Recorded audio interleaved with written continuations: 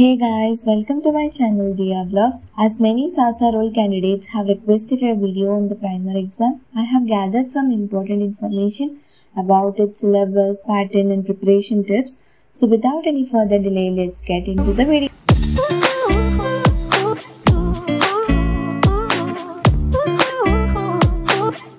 So before we dive deep into this video, a quick disclaimer. I have already uploaded a detailed strategy on primer preparation before, and trust me, I don't want to be that annoying friend who repeats the same story every time you meet.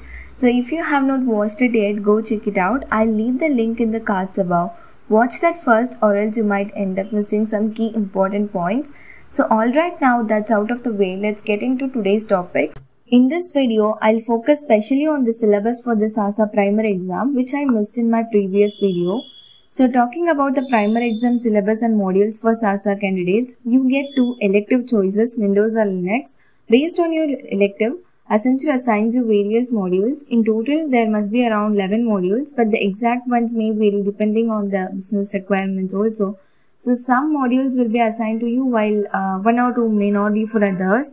So the exam pattern and preparation tips goes like exam difficulty. Based on what I have gathered from colleagues, the exam is easy because I'm not from this role.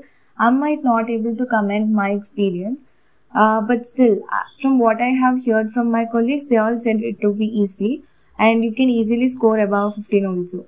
So the key focus areas must be prepare well from the pre-quiz and post-quiz in each module. Higher weightage is given to electives, that is Windows or Linux.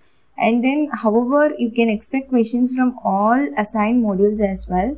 For Linux candidates, go through the important Linux commands and then they can be super useful.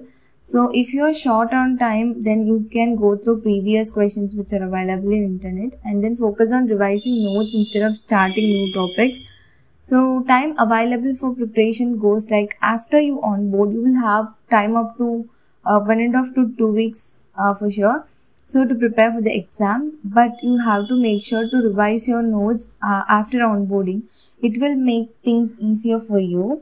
Instead of starting after onboarding, you can start studying once you receive the modules itself. That will help you a lot. So best study strategy goes like take notes while watching lectures.